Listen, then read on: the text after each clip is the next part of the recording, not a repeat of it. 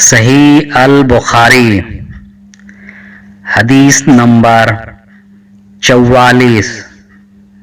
حضرت انس رضی اللہ عنہ سے روایت ہے، وہ نبی اکرم صلی اللہ علیہ وسلم سے بیان کرتے ہیں،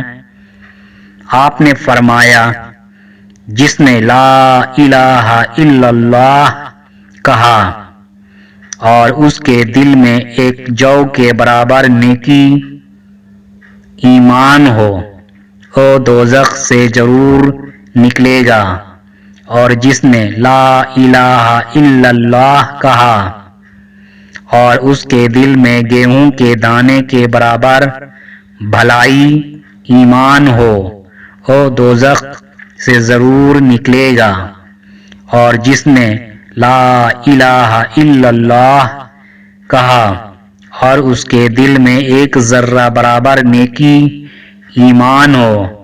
وہ بھی دوزخ سے ضرور نکلے گا۔